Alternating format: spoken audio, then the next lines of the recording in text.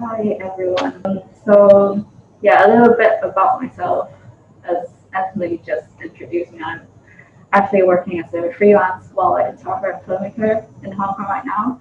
And I worked in Bristol in the UK very briefly in the production company as a researcher.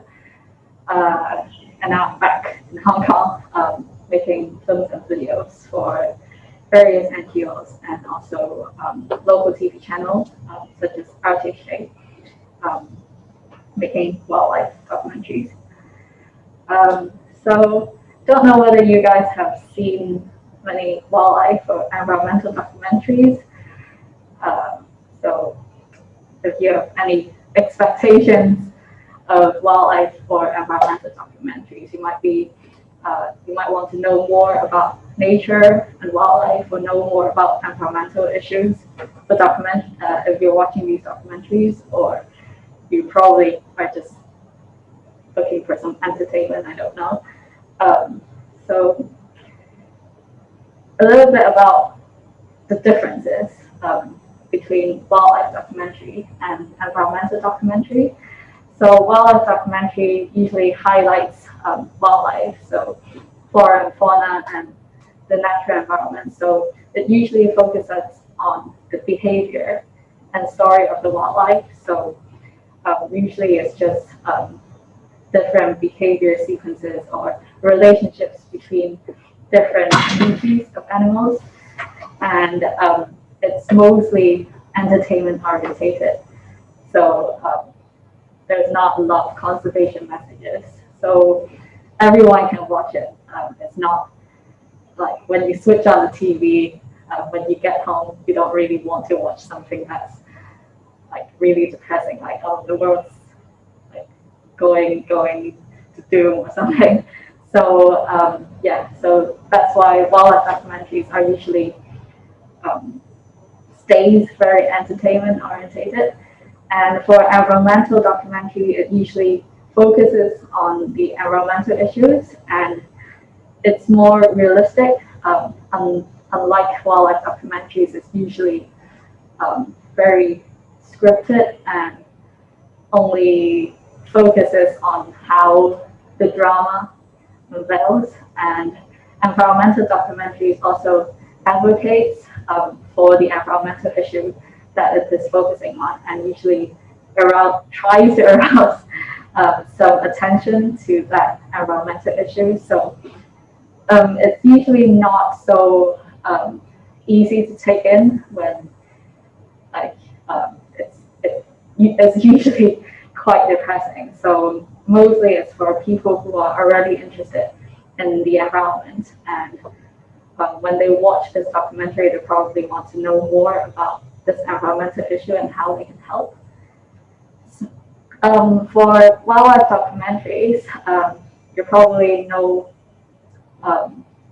Planet Earth and Blue Planet, which are the most iconic, I would say, of all the wildlife documentaries in recent years. So we actually call these kind of programs blue chip programs.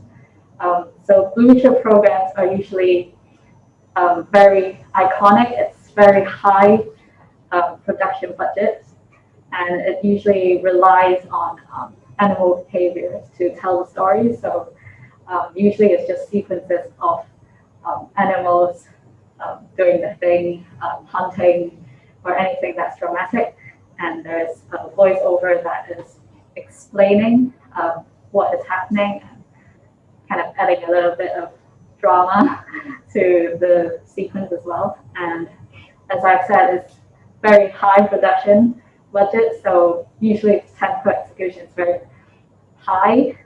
It's very excellent, and what we call that is high-end wildlife shooting, because all the cameras used are very high-end, like red cinema cameras, and very similar.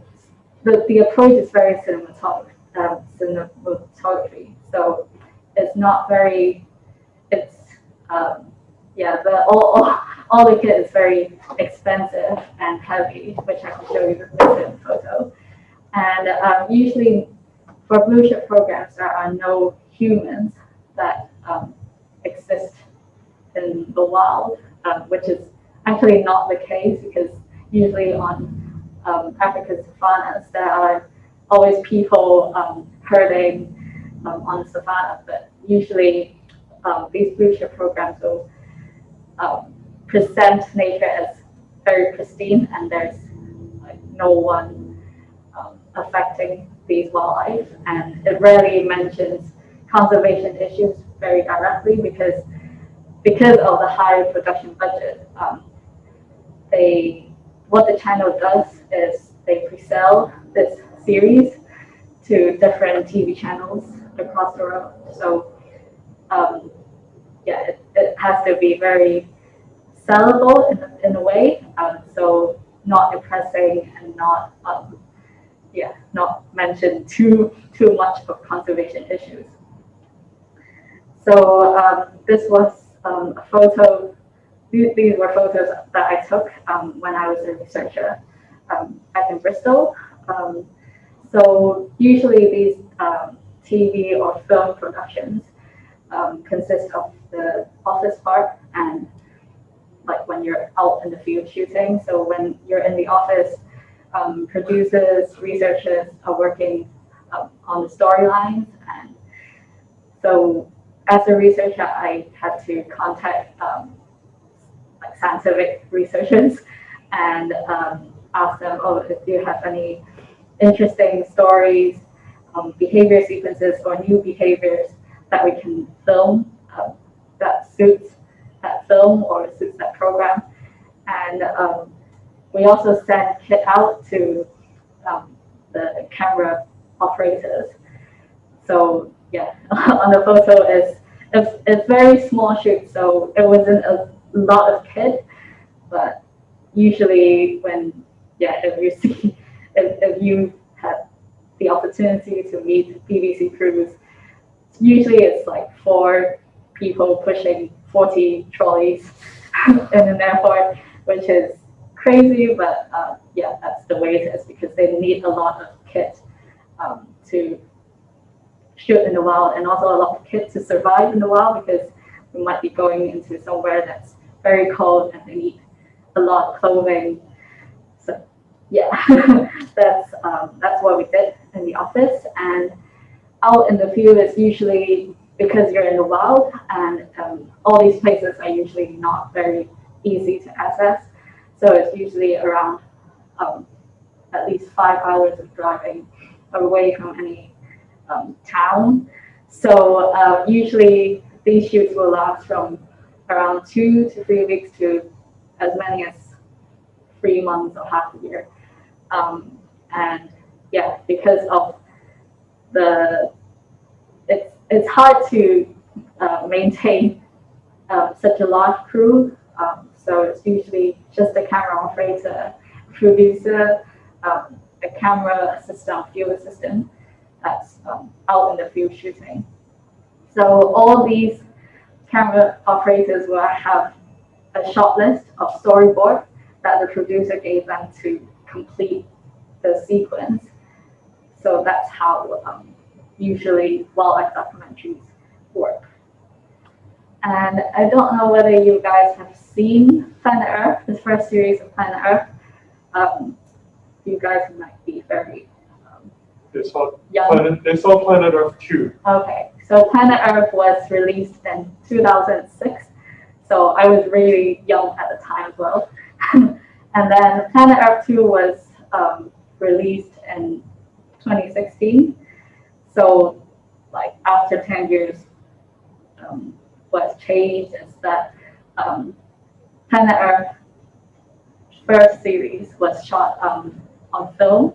So most of it was shot on film and not the camera equipment wasn't very mature at the time.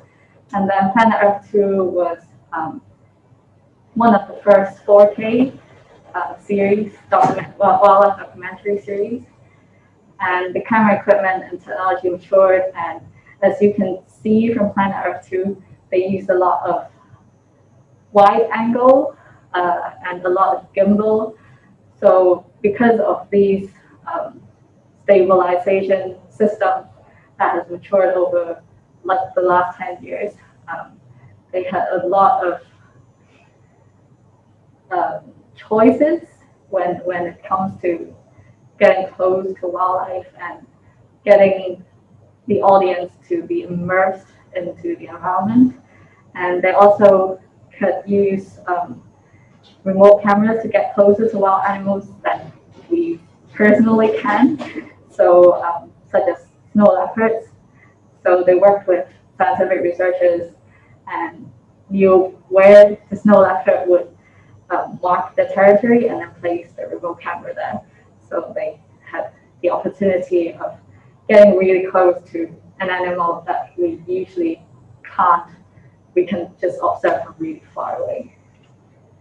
And one thing that hasn't changed is that they really worked on sequence. So usually the producer will have a storybook that really induces the drama. They know of the animal behavior, but then how you storyboard that behavior and present it is it really affects how dramatic it is and how remarkable these scenes and tension can be.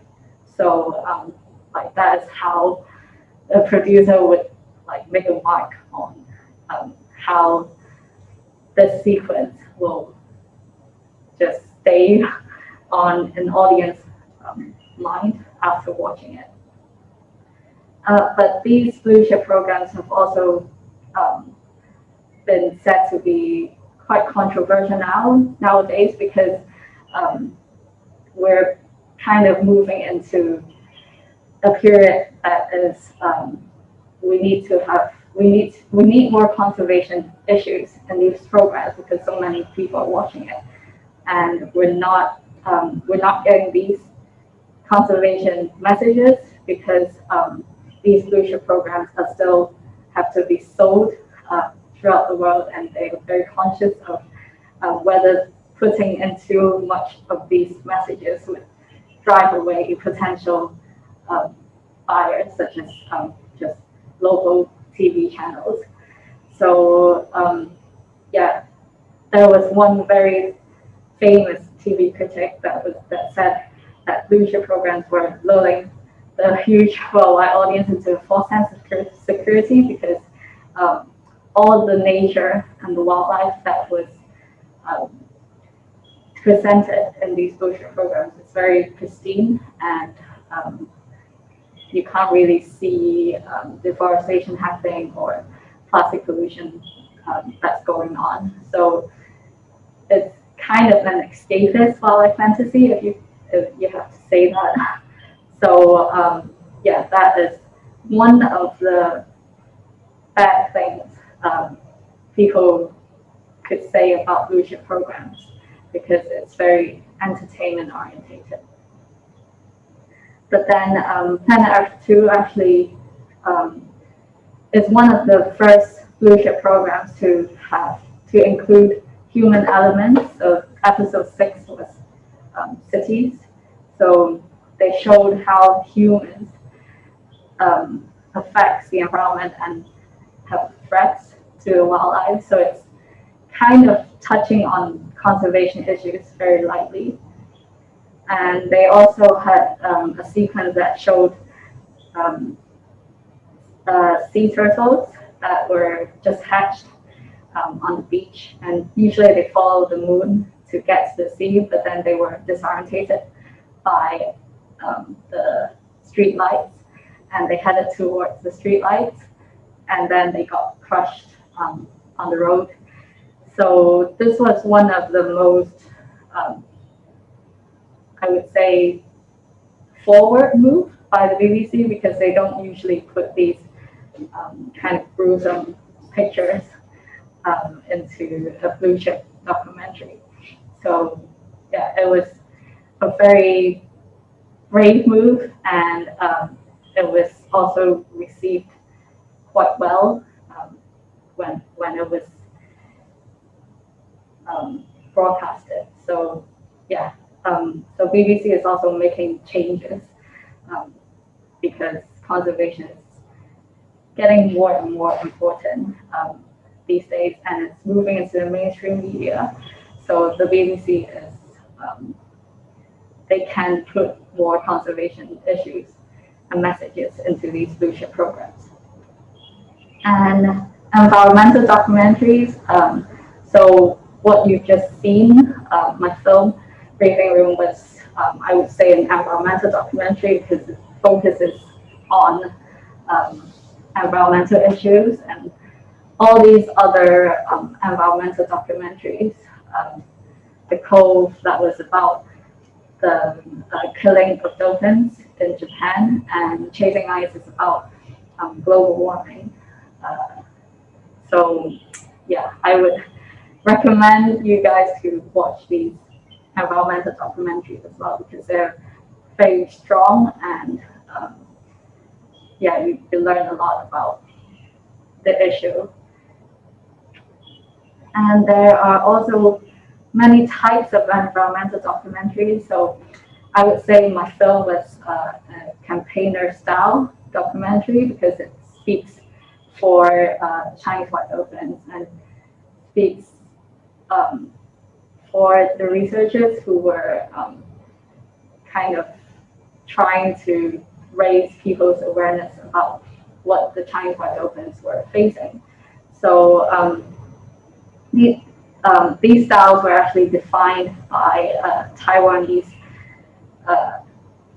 researcher because in both the UK and Taiwan, environmental and wildlife documentaries have a long history, unlike Hong Kong, because yeah, Hong Kong doesn't really have the culture that's long enough.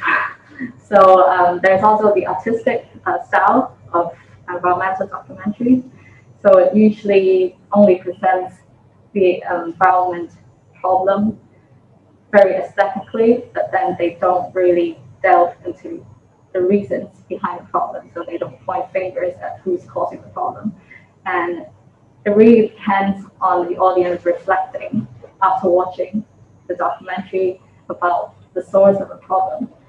And there's also the mainstream style, which is very like the blue chip documentary. So because of the high production budget, and they also have very excellent technical execution. So they are more conservative because, like the blue chip programs, they have to take into consideration of the audience ability to take in environmental issues. But like the blue chip programs, they are able to reach more audiences. So it's kind of a give and take. Like they're more conservative, but they are able to reach more people. So how do wildlife or environmental documentaries have an impact on environmental campaigns? So one example is Blue Planet 2. I don't know whether you guys have seen Blue Planet 2. There was one episode where at the end, towards the end of the program, there was a pilot whale mother carrying a dead calf. The cause of death isn't really that clear in the picture, but then the narration kind of tells us that actually these cetaceans are facing various problems, including plastic pollution. And plastic pollution is, as you've seen in the film as well, it's actually causing a lot of problems because when these plastic,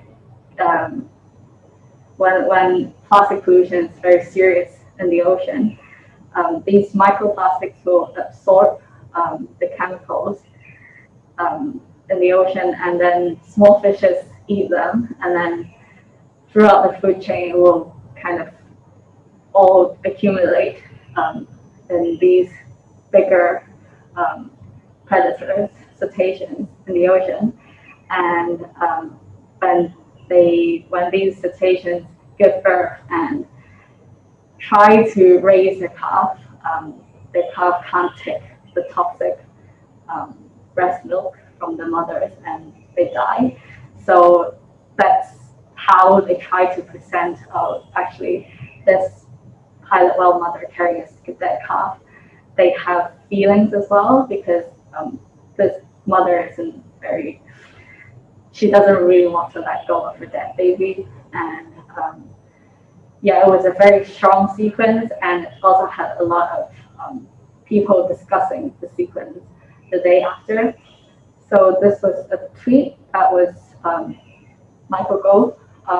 He tweeted this the day after the episode was released, and he was an MP in the UK, and yeah, it had a lot of responses, including government people. So it was very strong and engaging more people in plastic pollution. Like we've been talking about plastic pollution like 10 years ago or 20 years ago, but then because of Blue Planet 2, this was brought into the mainstream media. So how these environmental issues brought into mainstream media is very, it really pushes consumers to change their behavior and the government to reform legislation. And the UK actually banned plastic straws last year in 2020, which is a huge change. And the corporates also promised to reduce plastic pollution. So I was actually in the UK when Blue Planet 2 was released. And after that, a lot of places actually stopped serving plastic straws on their own and served paper straws.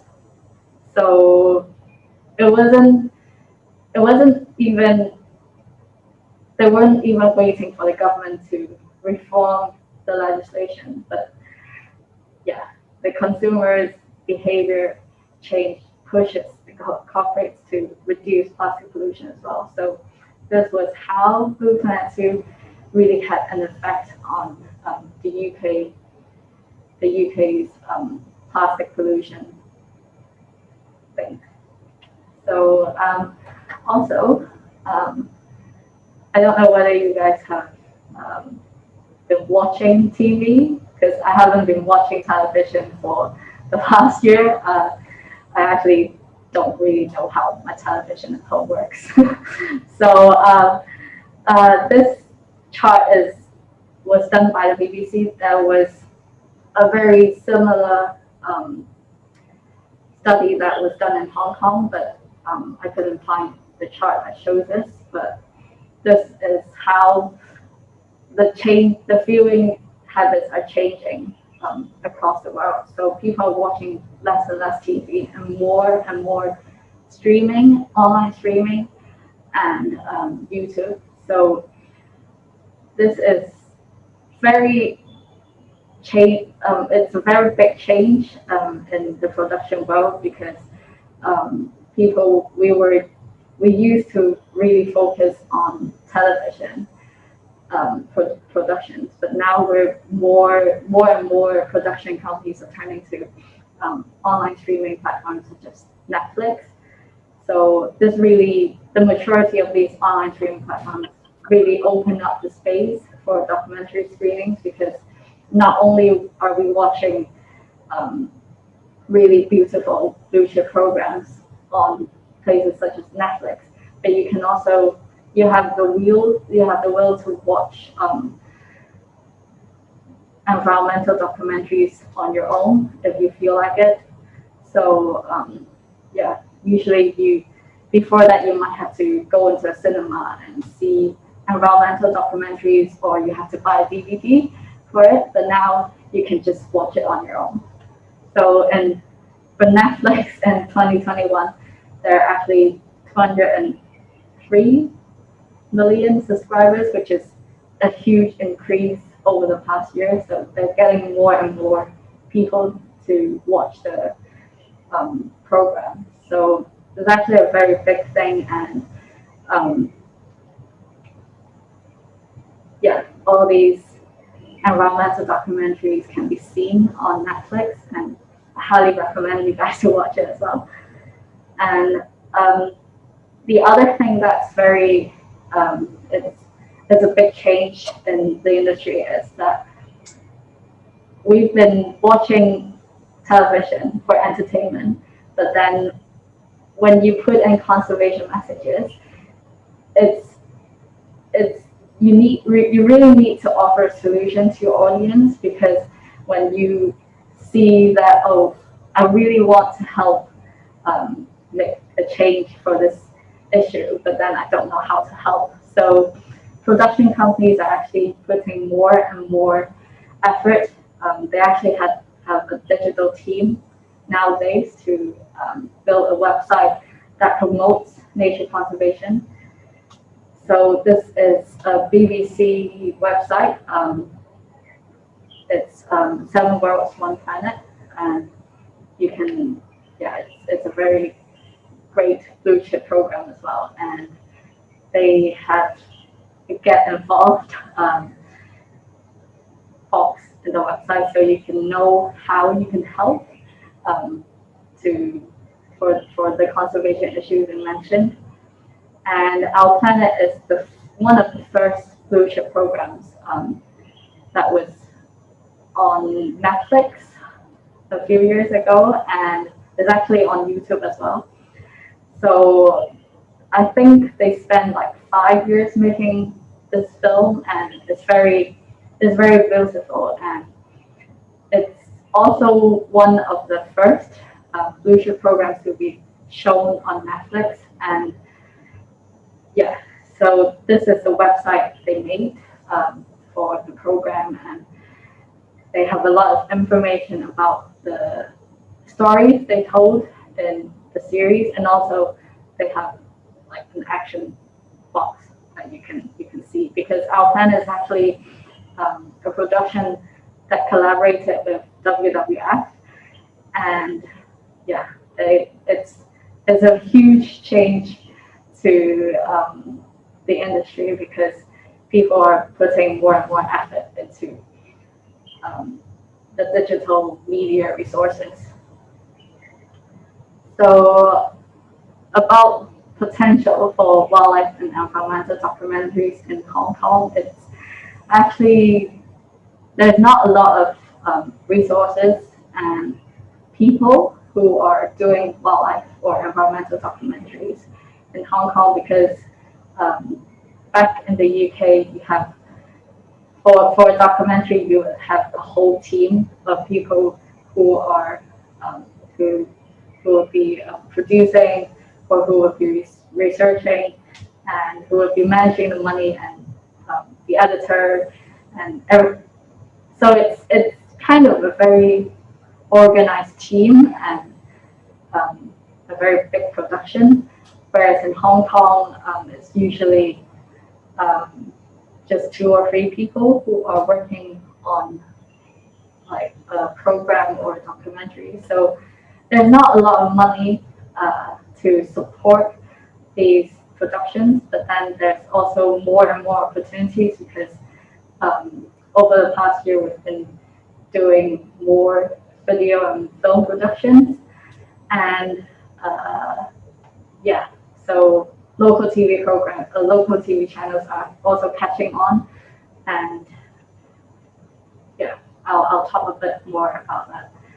So for my film briefing room, I've actually, it's actually really interesting, because for such a heavy message, information heavy documentary, I had to kind of offer a solution to the audience as well. So usually for these documentaries, I would have a screening, and then have a sharing or a panel discussion afterwards, so people would know more about the information that was mentioned in the film and how they can help.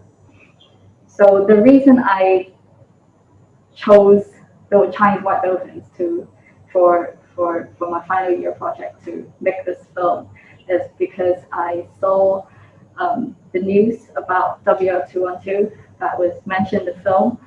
So it was back in 2015 when it was injured in Thailand, and there was a lot of media coverage at the time.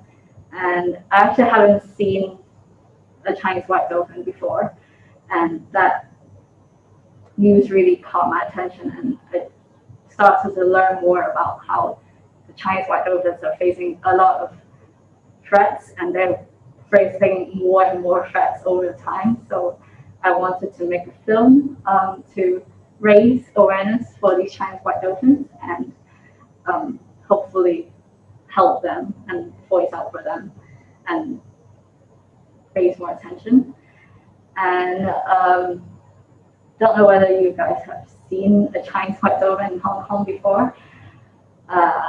It was, but the first time I saw a Chinese white dolphin, it was very unreal. The experience was very unreal because we were out at sea on a quite a cloudy but calm day, and basically we didn't really see a dolphin at all day. And then when we were heading back to Aberdeen, we were circled. The dolphins were basically circling around our boat, like maybe 12 dolphins circling around our boat, and it was we switched off our engines, and the dolphins were just we could just hear the sounds of the dolphins breathing. When they came up for air, and it was just really humbling to be able to be beside these dolphins when they're really calm. And and according to the researchers, it's a very rare experience for them as well over these years, because in the past it was very easy to see them, and nowadays it's harder to see them, and they're less. They really don't really want to interact with boats too much because they're probably facing a lot of pressures, finding food, and a lot of underwater noise that's going on from construction work and also from marine traffic. And they actually told me that if you came a year or two earlier, you might be able to film the dolphins easier, because over the maybe 30 days that I went out with them on their line transit survey, it was there were only 3 days I was able to really get very good footage of the dolphins swimming next to our boat, and the other days were just seasick and because it was a very rough winter when I filmed most of my documentary. Like we would have I remember really clearly that there was one day that was like 7 degrees Celsius, and it was raining, and the researchers were like up on the deck doing their survey, and then I could just hear the chairs moving because it was just really rough on the sea. Like they couldn't even sit still, and then they just and the rain next came chucking down. So it was a very rough day, and got seasick quite many times making this film. And it was also very shocking to see the amount of rubbish that was in the sea when I was making the film. Because like when I go to the beaches, I can see a lot of rubbish that's on the beach, but never in the sea. That I would see like mattresses or chairs that's just randomly floating by. That was really shocking to me as well. And I also witnessed the construction of the Hong Kong to Macau Bridge, which is actually finished now. And apart from this bridge, there's also the third runway that's undergoing construction right now. They are basically reclaiming a large piece of land to build the third runway for the airport.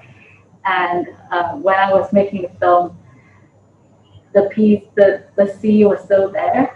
And then when I went back a year after, they started putting boils to mark where they would reclaim the land. And when I went back last year, it was completely gone. And yeah, it was just very sad to see the dolphins habitat being kind of eaten little by little by humans, and they have like less and less breathing room for their survival.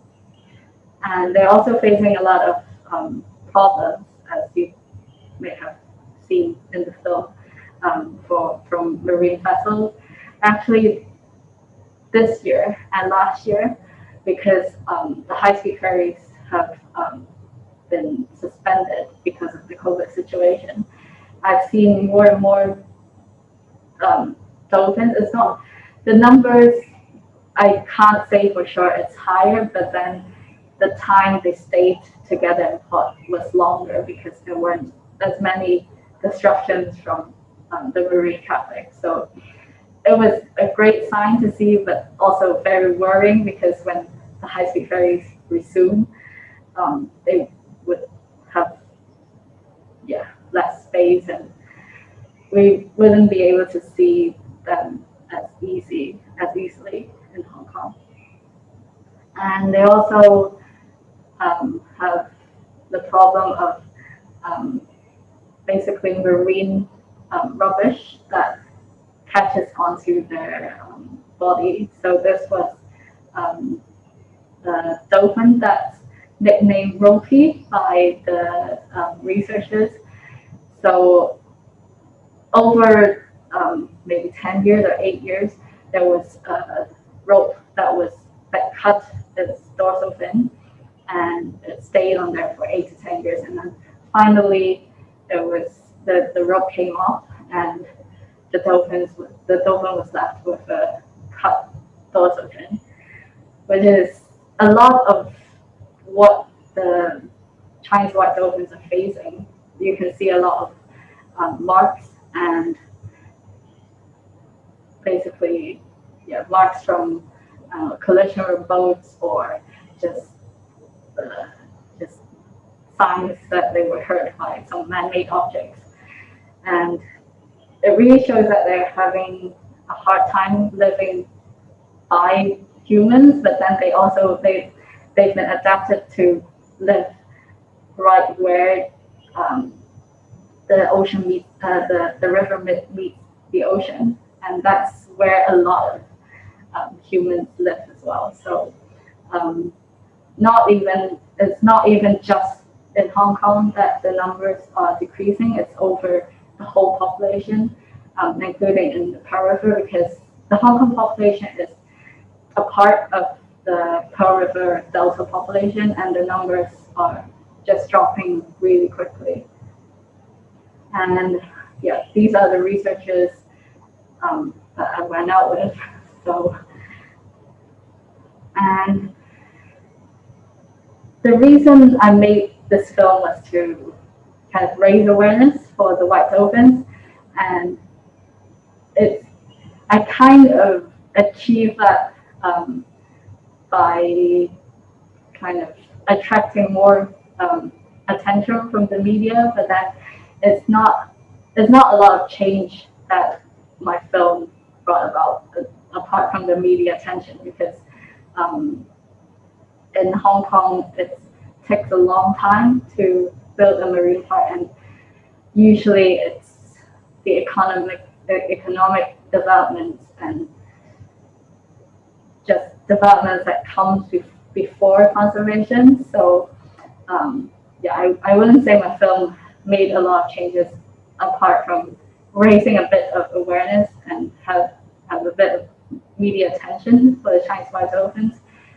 There was also, I actually brought the film to Macau as well, and we did about 3 screenings in Macau, and we actually had the honor of inviting one of the I would say committees from the high-speed ferry ship companies that they operate, and they actually came and saw the film and said, oh, they were really touched by the film, and they wanted to make some changes, but then it didn't really happen because it's not just about the high-speed ferry companies.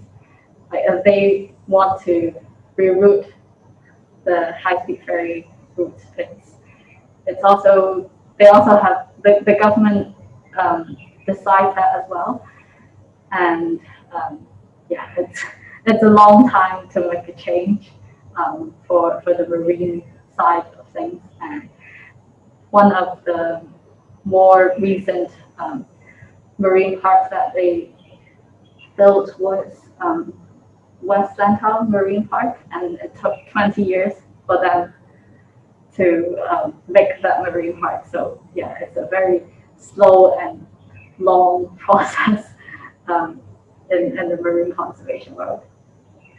And yeah, this is the 3rd runway that's they're reclaiming. And I'm actually making a film now for an NGO about the noise pollution that comes from marine traffic and also construction. So yeah, so I have to film this, and it was just really sad to see that it was like this piece of sea was just gone. And yeah. And I actually think there's a lot of potential for Hong Kong to make wildlife documentaries, because the biodiversity is very high in Hong Kong. It's very underrated, and there are a lot of different habitats, including freshwater agricultural land, and also sandy or muddy shore fish ponds that are the biggest, the largest freshwater wetland in Hong Kong, and it's very important for migratory waders and water birds. And we also have grasslands that are very important for many species, including fireflies. And in Hong Kong, it's very special because we're kind of in the middle of the East Asian Australasian flyway that is basically a flyway that migratory birds use for migrating. So we have a lot of birds that comes for wintering, and a lot of birds that are passage migrants. So in spring and autumn, they would just come and stop over and then fly away again to the breeding grounds or to the wintering grounds. And we have over 550 something species of birds in Hong Kong, which is quite special, and this is kind of increasing over time as well.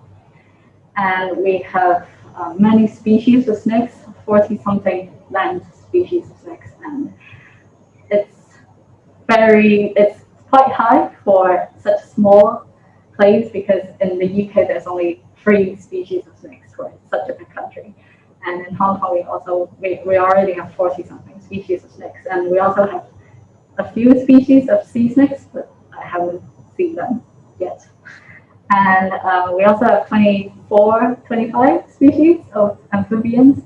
24 species of amphibians, and yeah, it's also very high for such a small place, because if you compare it to the UK, there's only 2 species of native amphibians, native frogs, and they have quite a number of species of newts, and there are there's also it's still pandemic to Hong Kong. That's the Rhodes tree frog. And yeah, if you're out on a night walk, you can kind of see them walking around, and it's just really special to see such a large variety of amphibians in Hong Kong.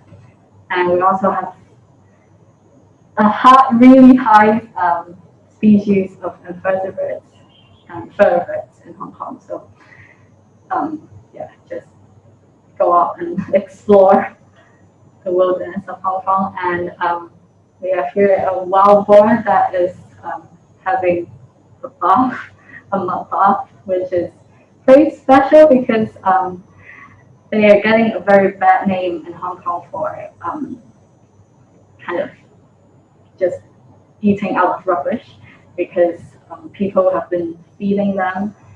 It's not good to feed wild animals, because when these wild animals associate humans with food, and they will start to just go through the rubbish looking for food, and they get the bad name of for example, macaques, monkeys trying to snatch food from your hand. But yeah, there are quite a number of mammals in Hong Kong, and wild boars are the easiest to see. And yeah, it's great to be out seeing wildlife, in my opinion. And one thing that's really special in Hong Kong is that our country parks, there are a lot of country parks. 40% of Hong Kong are protected by country parks, and 40. And then it's really easy to access these country parks. You probably just have to travel half an hour to an hour, and you get to be somewhere that's you're completely surrounded by nature. And this is very rare to have in like such a city, such a crowded city. So yeah, I highly recommend everyone to go out and explore these country parks and see what you can find. And not only can we go to country parks and see wildlife, there are actually wildlife on your doorstep. This is a nut heron that is fishing on Victoria Harbour. So yeah, apart from just going out to look for wildlife, I highly recommend you guys to just look more closely at what you can find on your doorstep, like such as on your podium, you might even have butterflies flying around, or just birds nesting. So yeah, I really like to watch urban wildlife. And we also have different stories that we can tell in Hong Kong. So we have house swallows that come to Hong Kong every summer to breed. So they make their nest out of mud and clay, and they usually have their nest under our doors, under our eaves. So it's really easy to observe them. And there's also sand wasps. Many species of animals are very specially adapted to live in the habitat, and I really like to observe how they adapt to the habitat and tell the story as well. And there's also like different animals hunting another animal, and that's just real life drama for you to see. So I had the opportunity to film the dragonfly. Basically, it caught the honeybee in the sky and just came down to basically munch it when the bee was still alive. So it was really gruesome, but just really awesome to see just drama happening in your life. You don't need to switch on your TV even. You can just have your own life. So And this was a series that I produced for RTHK. I was program director for 2 episodes. One was on bees and moths, and the other was macaques. So this was one of the first series in Hong Kong that kind of followed the blue chip program mode. So it was just pure wildlife drama with voice, with narration that was explaining what was happening. So I think it was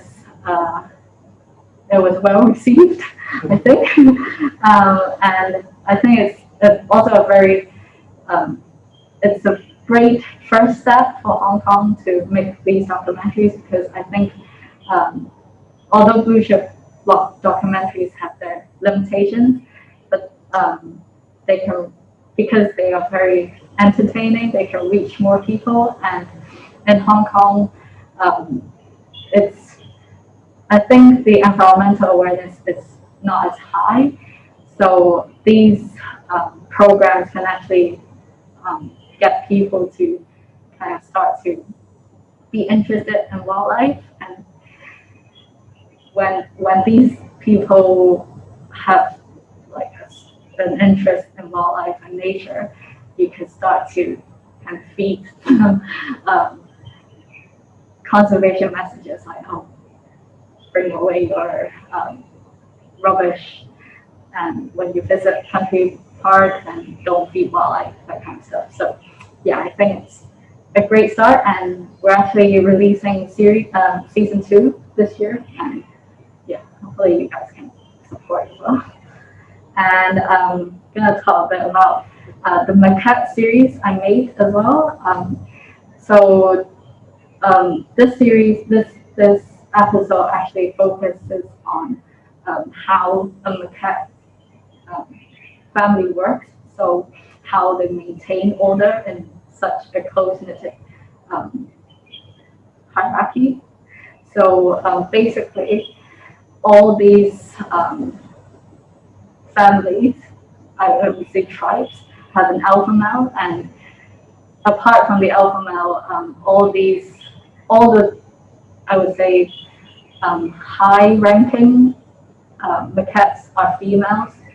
So these females will stay in their native group after they are born, and they will continue to stay in this tribe and give birth. So, and the males that were born in the tribe will leave the tribe and try to join another tribe and try to fight his way to the top and become the alpha male. And so that's why in a family you would have grandmothers, mothers, or aunties that are taking care of the babies. And in spring, which is around now, you would see baby macaques just suckling all the time. And this scene was actually taken, the shot was actually taken when a mother macaque was sitting on top of a rubbish bin and hugging its baby. And yeah, this is how I can just cut away the distracting stuff from the environment. And yeah, that's how blue chip programs work. They just cut out what the reality is and present that what is biologically true, but it's very scripted and well, yeah, it's not always the truth. So just be careful of us filmmakers fooling you. And also have a mother that was watching its baby on a tree, that the baby was kind of playing and learning climbing skills. And I was watching it for around 15 minutes, and the mother was just staring at me like, are you gonna do something to my baby? And when a car passed by, I just snatched this baby and just left the tree. So these mothers are very alert when it comes to taking care of their baby. So if you see a mother carrying his baby or sitting near to his baby, try not to approach his baby, and yeah, because it won't hurt. She will just attack you. And also don't feed monkeys because yeah, there are a lot of people in Hong Kong who think that these wild animals need us to feed them because they don't really have enough food in the wild. But from my observation throughout the whole year of following the cats, they have enough food in the wild. They eat shoots, roots, and leaves from trees. So they have a lot of just natural food in Hong Kong that they can feed on.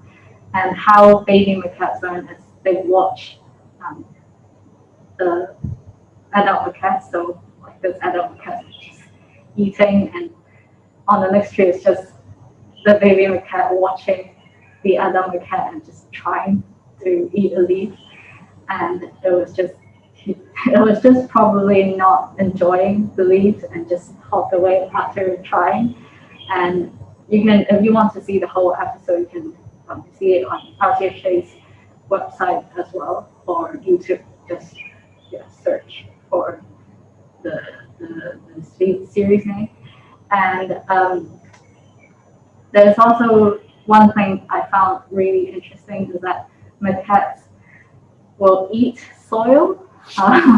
So they will find red clay and eat them, because one of the studies that studied this behavior was says that they eat soil to kind of prevent them from having a stomachache, because there's a lot of minerals in the soil. And I actually bumped into them during a recce when they were eating soil, and it was just fascinating. Did you try some of the soil? Sorry? Did you try some of the soil? No, I didn't try some of the soil. But yeah, it was just, it's really crazy to see, monkeys just eating soil. So yeah, it was kind of a new discovery to me as well. And I will now show you a clip that is taken maybe 5 or 6 years ago. I can't say it. Right.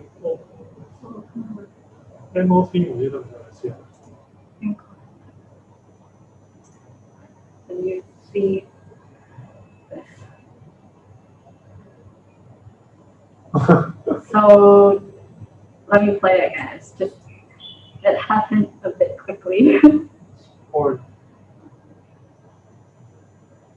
So it's just a male macaque going to a female macaque and having sex really quickly, which is very interesting, because I didn't think it would happen so quickly. But macaques would mate multiple times during the mating season, and every time it happened really quickly. So yeah, and when I was trying to get footage of macaques mating, I tried many times, and it was like, oh please, can you be slower, because every time I had the focus right and it just finished.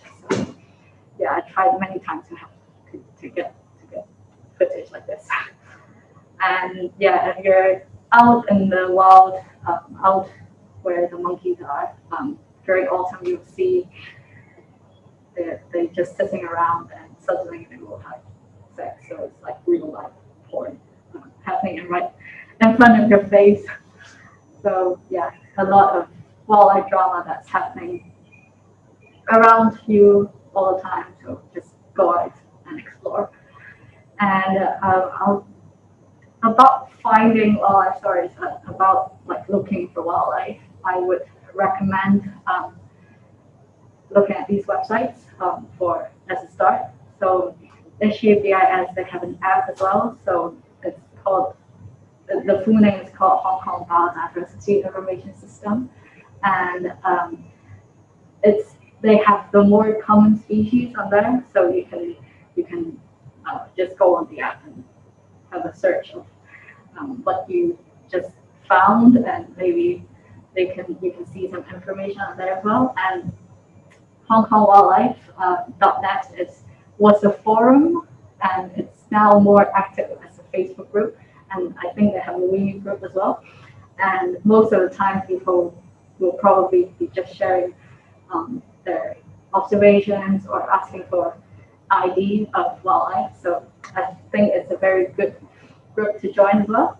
And iNaturalist is an app as well, so it's a scientific citizen scientist application that is really good for asking for ID as well. And eBird is kind of similar, but it's for birds. So I go through the HUBIS website, also shows different field sites that you can visit if you don't know where to visit, and they show different habitats that is on the site as well. And they also have a map that shows where how you can get there and where the toilets are. So if you don't know where to walk and how to get there, it's very useful. And they also have the species database where you can look for stuff that you've just seen and don't know what the idea is. And I also recommend looking at books. Personally, I like looking at books more. And basically, my whole bookshelf is full of these books. And it's very good for IDing these species, and they also have more information about the species. So yeah, if you're interested in looking at wildlife and trying to learn more about them, it's good to have these books at your home. And they also there's also a new app that was released last year. It's a pocket guide to freshwater species of Hong Kong that was released by a friend of ours, and we also helped. My group also helped provide photos and information for the amphibians in Hong Kong. So I think it's also it's available on iOS and Android phones as well. So if you're out and about in the wild, probably exploring freshwater species, it's good to have an ID guide in your pocket and phone as well. And if you're exploring intertidal places like muddy shores, sandy shores, I recommend going onto the Hong Kong Observatory website or the app and look at the tidal information, because you don't want to get to a place and it's flooded and you just wasted your day. So yeah, it's a good way to find out what time is the best to visit these places.